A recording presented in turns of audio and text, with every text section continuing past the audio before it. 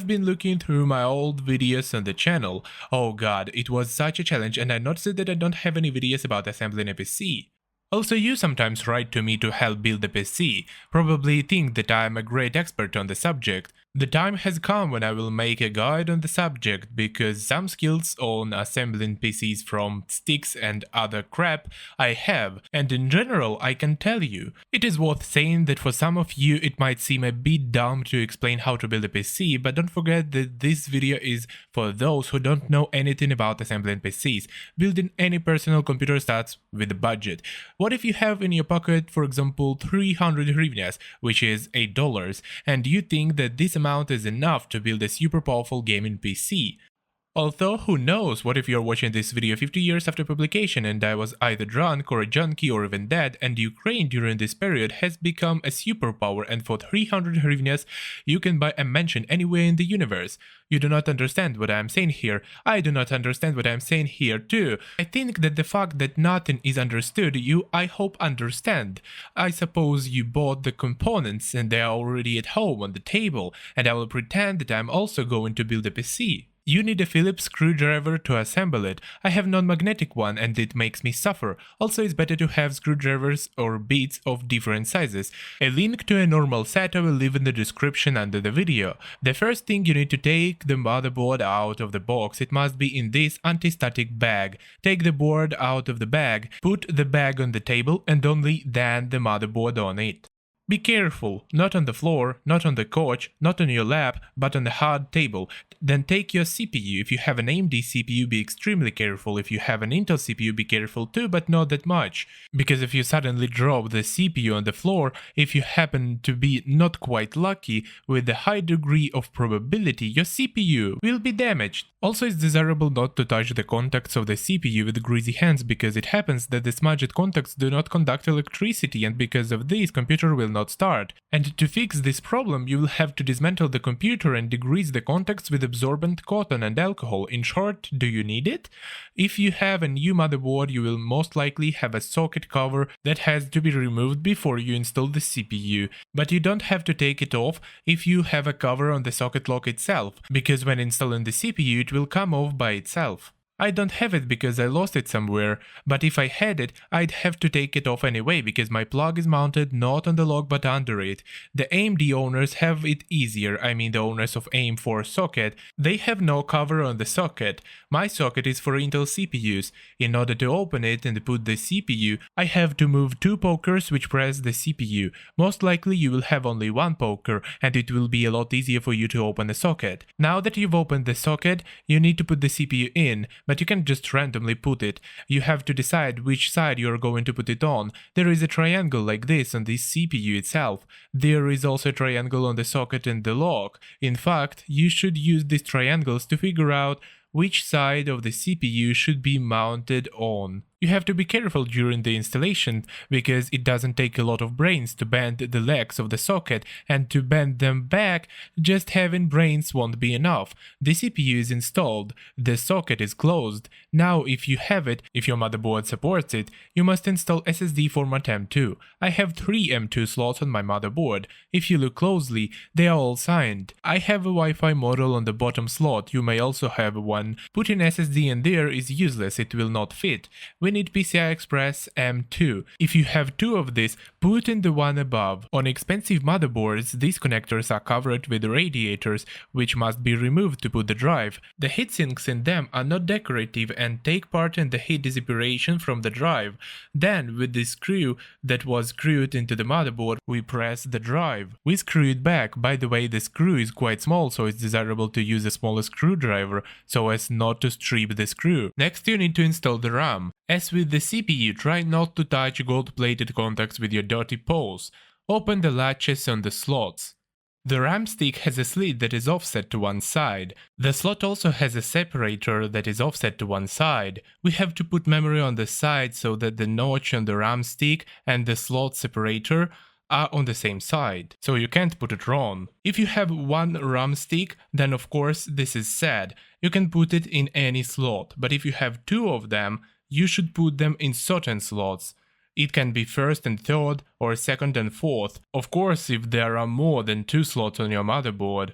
This is to make the memory work in so-called dual-channel mode, which allows the CPU to read and write to RAM nearly twice as fast. I definitely have not the best board to show you how to build a PC because I have 8 RAM slots, 4 on each side, and I have 4 sticks which should be placed like this. If you don't have any of these sockets, you have only the slots on the right side of the board, so you have nothing to worry about. Now it's time to put cooling system on the CPU. First we need to apply the thermal paste. Okay, wait, what am I doing? I'm such an idiot, I'm totally freaking out. I should have used hot ketchup and I used light one. Okay, I will wipe this nonsense of the CPU cover and put some regular thermal paste on it. It's not really important which one to use, it only makes sense to use a very expensive one if your PC is too expensive and powerful, for which every degree is important. I use a regular GD900 and spread a thin layer over the whole CPU, but not that thin of course, the camera doesn't capture it, but I put too little thermal paste because I have some left over on the cooler from last time. So I thought, what's the use of wasting? By the way, if you bought a boxed version of the CPU with the cooler, you don't need to put thermal paste on it as I did, your cooler has thermal paste applied. Now we need to install the cooling system. If you had a cooler in a box together with your CPU, then to put the damn Intel cooler, you need to push from all the sides and turn it, I don't remember in which way. To be honest, Intel's cooler is uncomfortable, it would be better on usual screws. The AMD cooler is different, if you bought some weak CPU in a box, so you will have the simplest cooling system for which these things are not needed. Screwing it in isn't exactly convenient either, you have to screw it in the crosswise, a little bit at a time. Just imagine I'm putting an AMD's box cooler now, pushing hard on the screws as they have springs in them, getting angry because the screws are jumping out of the threads. If you have more money than your CPU is more powerful, then your box cooler will be a bit bigger with this plate and swivel ear. There will be also a different way to install it. For this cooling system you don't need to remove the brackets, it's extremely easy to install. Almost the same way I'm going to put the alternative cooling. If you have a third-party cooling system like I do, then congratulations, suffer with it yourself. But don't despair, it should have come with an instruction on how to install it properly. There is nothing complicated here, although there are different cooling systems, and sometimes you have to be a real wonderkind to know how to install it correctly. I, for example, have installed it through a ring like this. It's essentially the same as the AMD mount, pressed until it clicks into the place. Some people get panicky with this mount and don't know how to put it on and then take it off. They are afraid to break it by pressing. Anything can happen of course, but if you press the bracket as vertically as possible, then to remove and to put the cooler gets up a lot easier. Also, you should remember to put the cooling system, especially cooling towers, on the correct side. If I put it like this, it will blow in my face. If I put it like this, I might get sucked in. Usually a tower cooler on the motherboard should be left like this. I will show you why a bit later. One more thing for the lucky AMD owners. If you are deinstalling the cooler, but it's not going smooth, it's directly stuck to the CPU. Don't pull it up trying to pull the one of another, otherwise you will have a heart attack. Attention, a riddle from Jacques Fresco.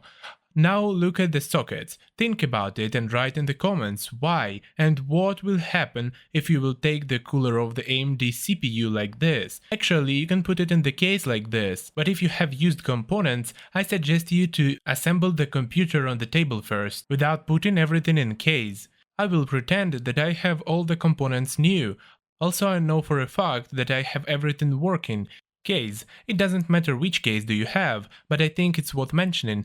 If you bought an eATX board, you can't put it in a box designed for micro ATX. Also, you will most likely have a fancy new modern case with a bottom-mounted power supply slot with possibility to do normal cable management, but I will show you my old shabby case with top-mounted power supply. Don't worry, I will try to show you the correct way for modern cases. You have the screw holes on your board, you have holes in the case too, even more than you have on your board. That's because boards have different sizes, so screw holes are also in different places. If you didn't know, the board is not screwed directly to the case, but with stand screws like this. Our task now is to screw the screws where the holes on the motherboard are. No more, no less, exactly the same amount. I think that makes sense. I have this clue in my case as to which hole corresponds to which form factor.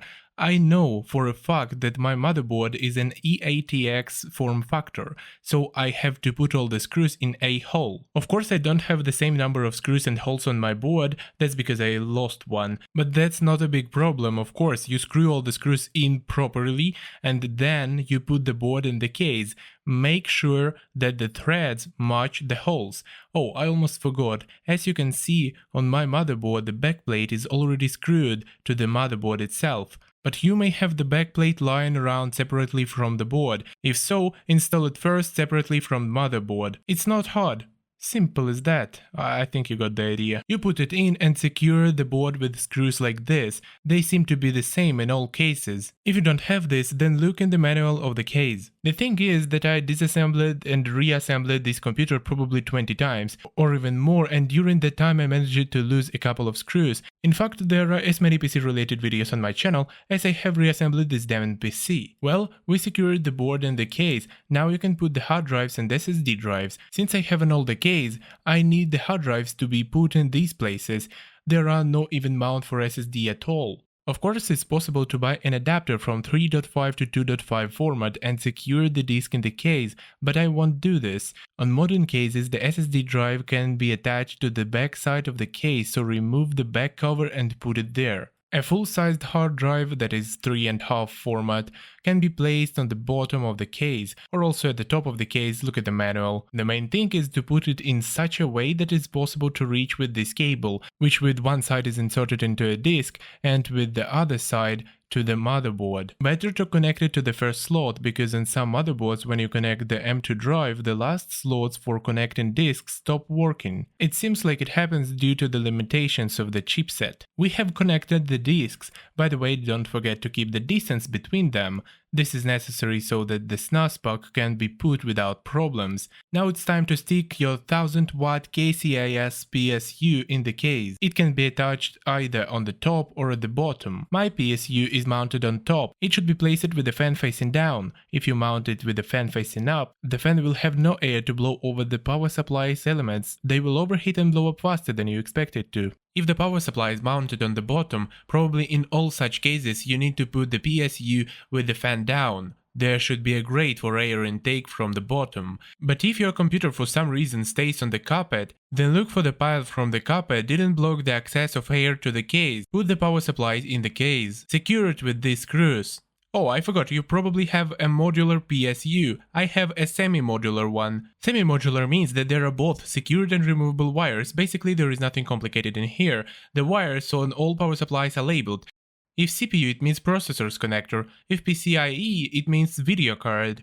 If SATA, it means HDD or SSD. Mine, of course, is a little different. My PSU is a miner's dream. I can connect 6 GPUs with additional power. Anyway, on the side there are connectors that are red and designed to connect additional power to the GPU. I know this not because I'm smart, but because there is a drawn pinout at the bottom, but it would be better if it just says PCIe, and those connectors that are on the right are designed for SATA cables, that is for hard drives or SSD drives. The important thing is I can plug the SATA cable into the PCI connector, but this is wrong. Most likely the hard drive will burn out. I'm sure nothing good will happen to the 2.5 drive at least, so be vigilant. And I can't connect the wire from the video card to the SATA connector. So we installed the PSU in the case. Now obviously we need to connect all the cables, and the first thing we need to do is to connect the biggest 24 pins cable to the motherboard. There can only be one on the power supply, so you can't go wrong here. As you plug it in, I recommend holding board from the bottom. Every board is different and thickness of the board is also different, so it can crack inadvertently. I think it's better to play it safe and support the board from the bottom. Now we need to connect the power to the CPU. I have it right there as an 8-pin connector. You can also get a 4-pin or 8+4 or 8+8 depending on the price of the board, but whatever. Here is my CPU power cable, and here is another CPU power cable. As you can see, I don't have them labeled. It would be better if they were labeled as the CPU cables. You can plug in any cable you like, it makes no difference, it's just easier to plug one than the other. Remember, a video card cannot have a 4-pin power cable. The graphics card can either have no extra power at all or at least have a 6-pin connector, so I know for a fact that this cable is for CPU power only because it has only 4-pin cable. Well, you can still navigate by the pinout. I'm telling you about it in detail because there are cases when people mix up the CPU power cable and the GPU power cable and somehow connect everything the other way around. I don't know how, there are different keys, but then they say that their computer is out of order. Connect the CPU wire to the motherboard. Now with such a connectors we need to connect the SSD or hard drives. Use these connectors to connect all your drives and possibly optical drives, but I won't plug optical drives in, I just need them to keep the sparrows out of the case. If I will plug a GPU now, I will have a hard time connecting the buttons, the ones on the front of the case. So I will start with those. Here is the USB 2.0 wire, it has a key, so you need to find the USB label on the board and plug it in according to the key. You may also have a USB 3.0 connector on the board for the front panel. I have case without it, but there is a connector on the board, here is what it looks like. You need to connect the buttons and LEDs to the front panel. Well, this is easy if you have these pins signed. If you have them not signed, like me, you can be guided by color. For example, blue color is Reset SW, that is the reset button. The red color is HDD LED, it shows the work of the hard drive. Green is the plus and minus of the power button illumination. And finally the orange, Power SW, the power button. Only it is marked as black on the motherboard. In short, if you have no color or letter clues, then look at the manual of the motherboard. Also on all motherboards this location should be same. To install a graphics card, if you, like me, have more than one slot for it, then you have to decide in which slot to put it. The thing is that the graphics card slots can run at different speeds, and they may have different numbers of lines. I have them all signed and all says PCI Express 16. That means that it engages all 16 lines for data transfer, so choose the one that has larger number written on it. This is often but not always the topmost slot. Anyway, to install the GPU, first you need to remove the plugs on the back of the case. Damn, was I high or something when I was doing this? Okay, then we push the latch on the slot and slide the video card into the slot until it clicks into place. By the way, there are some ugly looking cases, even the modern ones, where you can't put the GPU in until you chip a couple of soldered elements on the board. For owners of such cases, I can only offer my condolences. Securing the graphics card to the case. If your mighty GT 1030 has an additional power connector, then most likely your graphics card is not 1030 but something more powerful. It might even be a modern gaming graphics card. The power cable for your GPU looks like this, and it says PCIe. It has to be at least 6 pins, it can't be 4. You can get 6 plus 2 or just 8. If you don't have any signs on the cable like I have on the second power supply, you should be guided by the pinout and the number of pins together. For example, 6 plus 2 is 100% for the GPU. There are no 6 plus 2 cables for CPU, but the 8 pins for the CPU is very common. I can connect the cable that powers the video card to the CPU power, but I cannot connect the CPU cable to the video card. The only thing left is the fans. Plug the CPU fan into the CPU fan socket according to the key. Plug the other fans to the system fan socket. I do not have backlit. I have one fan in the case, it blows air from the inside. If I had put a cooler like this, then both of these fans would try to take oxygen from each other. Of course you wouldn't even dream about cooling in this case. The CPU would overheat under load and it would not be good. So, I put the cooler back and connect the monitor to the system. Power cable to the power supply. I put it in the on position and press the power button. So if the computer loads something after BIOS, everything is fine, the computer is working, then turn it off, disconnect everything you plugged into it, and here comes the fun part, cable management. Some people do it, some don't. I, for example, don't because my case is not suitable for this. But nevertheless, I can do a little bit of cable management. You, on the other hand, have a modern case, so you will be able to bother with it a little more. Rumor has it that neatly stacked wires in a case have a positive effect on the temperature performance inside it. Crap, why the hell did I get the freaking drive?